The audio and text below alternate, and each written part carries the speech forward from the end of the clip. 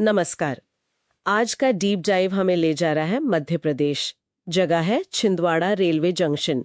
Code है CWA। जी। हमारे पास इसके इतिहास से लेकर इसके भविष्य की योजनाओं तक काफी जानकारी है। हाँ, कई सारे स्रोत हैं। और हमारा मिशन है ये समझना कि कैसे एक कह सकते हैं पुराना नैरो गेज स्टेशन आज एक आधुनिक ब्रॉड गेज जंक्शन बन रहा है या बनने की राह पर है। और इसका असल महत्व क्या है ना? बिल्कुल। और देखिए, शुरू में ही एक दिलचस्प पेंच है। अच्छा। नाम है जंक्शन, पर रेलवे ने ग्रेड दिया है E, जो कि मतलब बहुत कम ट्रैफिक वाले स्टेशनों को मिलता है। तो चलिए इसी गुत्थी को पहले सुलझाते हैं। हाँ, ये जरूरी है। तो छिंदवाड़ा जंक्शन CWA ये दक्षिण पूर्व मध्य रेलवे के नागपुर डिवीजन में है, समुद्र तल से करीब 673 मीटर ऊपर। जी। और ये छिंदवाड़ा जिले का हेडक्वार्टर भी है। आपको पता है, ये एरिया के हिसाब से मध्य प्रदेश का सबसे बड़ा जिला है। बिल्कुल। और ये जो E ग्रेड बनाम जंक्शन वाली बात आपने कही, वो बहुत अहम है। हाँ। देखिए, E ग्रेड सिर्फ ये बताता है कि फिलहाल मतलब अभी यहाँ से बहुत कम ट्रेनें शायद 2 से भी कम शुरू या खत्म होती हैं। अच्छा। लेकिन जंक्शन का दर्जा इसकी लोकेशन और कई लाइनों के मिलने की जो क्षमता है उसको दिखाता है।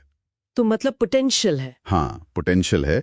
ये स्टेशन एक बड़े बदलाव से गुजर रहा है, पुराने नैरो गेज हब से नए आधुनिक ब्रॉड गेज कनेक्टर तक। तो ये जो E ग्रेड है ना, ये असल में अस्थायी है। जैसे ही ये नई ब्रॉड गेज लाइनें पूरी तरह चालू होंगी, ट्रैफिक बढ़ेगा, ये ग्रेड बदल जाएगा। ये स्टेशन के अतीत की कहानी है, भविष्य की नहीं। ये दिलचस्प है। अच्छा, शहर का नाम कहते हैं छिंद, यानी खजूर के पेड़ों से आया है। 1867 में नगर पालिका भी बन गई थी। पर रेलवे की कहानी कब और कैसे शुरू हुई यहाँ? देखिए, यहाँ रेलवे की शुरुआत हुई सतपुड़ा रेलवे के नैरो गेज नेटवर्क से। नैरो गेज मतलब वो छोटी लाइन 2 फीट 6 इंच चौड़ी। हाँ, वो टॉय ट्रेन जैसी लगती हैं थोड़ी। हाँ, कुछ वैसा ही। और इसकी मुख्य वजह थी 1876-78 का जो भयानक अकाल पड़ा था।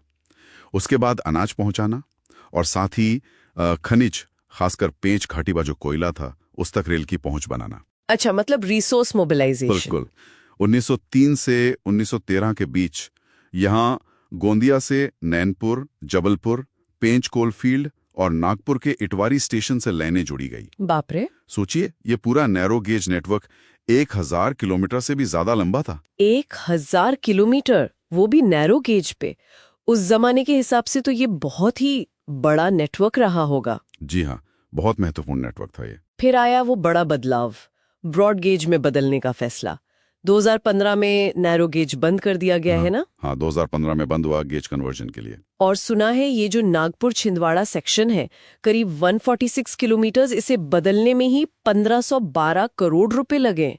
काफी पैसा लगा। हाँ, लागत तो आई, लेकिन इससे फायदा ये हुआ कि उत्तर पूर्व की तरफ जाने के लिए एक और एक एक्स्ट्रा रास्ता खुल गया। अच्छा। और इसके साथ ही छिंदवाड़ा नैनपुर मंडला फोर्थ सेक्शन जो है 183 किलोमीटर्स का, उसका काम भी लगभग पूरा ही है। फरवरी 2023 में CRS इंस्पेक्शन भी हो गया था उसका। CRS मतलब? कमिश्नर ऑफ रेलवे सेफ्टी, मतलब सेफ्टी क्लियरेंस मिल गया है लगभग। ठीक है। और जबलपुर नैनपुर बालाघाट गोंडिया वाला सेक्शन तो 2021 में ही पूरा हो गया था। इससे बालाघाट पहली बार देश के मेन ब्रॉडगेज नेटवर्क से जुड़ गया। तो ये सिर्फ पटरियां बदलना नहीं है, यह असल में सोच बदलने जैसा है। पहले फोकस था सिर्फ संसाधन निकालना, अब फोकस है देश के इंटीग्रेटेड लॉजिस्टिक्स नेटवर्क से जुड़ना, तेज रफ्तार माल ढुलाई और यात्री परिवहन देना। सही कहा। तो आज की क्या स्थिति है? स्टेशन पे कितने प्लेटफॉर्म्स हैं? कितनी ट्रेनें आती जाती हैं? अभी वहां 6 प्लेटफॉर्म्स हैं।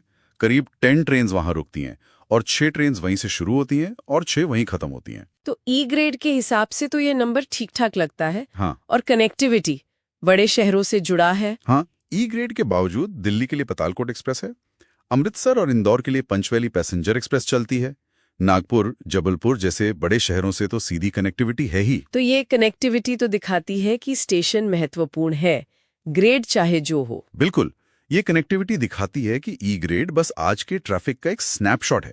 स्टेशन की जो रणनीतिक अहमियत है या जो क्षमता है वो नहीं। खासकर ब्रॉडगेज बनने के बाद ये सिर्फ एक लोकल स्टेशन नहीं रहा, ये अब पूरे छिंदवाड़ा इलाके को देश के बड़े आर्थिक सेंटरों से जोड़ने वाला एक अहम लिंक बन गया है। ये तो हुई पटरियों और कनेक्टिविटी की बात। स्टेशन पर यात्रियों के लिए अनुभव कैसा है?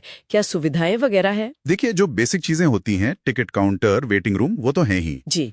साथ में अब कंप्यूटराइज्ड रिजर्वेशन सिस्टम है, ऑनलाइन बुकिंग तो है ही, एटीएम है, वाईफाई भी है, ट्रेनों की जानकारी के लिए बड़ी एलसीडी स्क्रीन्स लगी हुई हैं, मतलब आधुनिक सुविधाएं भी हैं। अच्छा। और एक खास बात, अमृत भारत स्टेशन योजना के तहत दिव्यांग जनों के लिए सुविधाओं पर भी काफी जोर दिया जा रहा है। ये अच्छी बात है। हाँ, मतलब कम ट्रैफिक वाले स्टेशन पर भी टेक्नोलॉजी और एक्सेसिबिलिटी यानी सब लोगों की पहुंच आसान बनाने में निवेश करना, ये दिखाता है कि रेलवे का इरादा है कि हर स्टेशन एक ऊंचे स्टैंडर्ड का हो, पूरे नेटवर्क में एक रूपता हो। ये अमृत भारत स्टेशन योजना ABSS ये क्या है?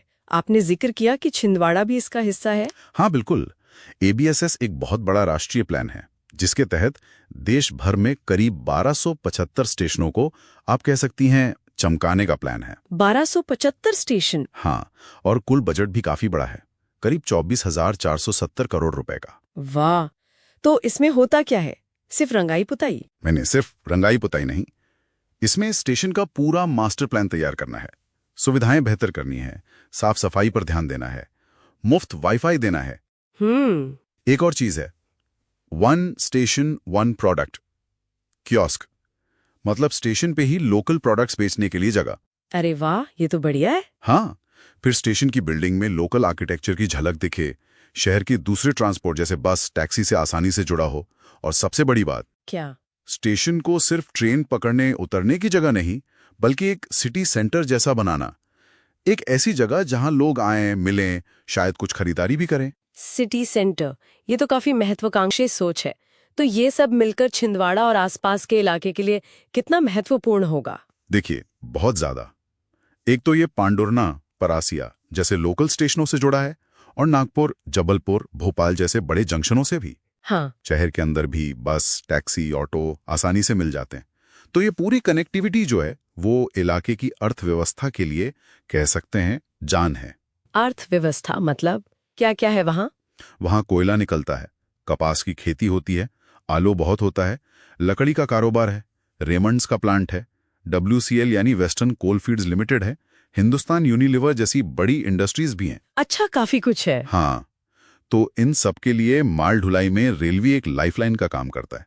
और हाँ, टूरिज्म को भी फायदा होता है। देवगढ़ किला है, पातालकोट घाटी है, वहां तक पहुंचना भी आसान हो जाता है।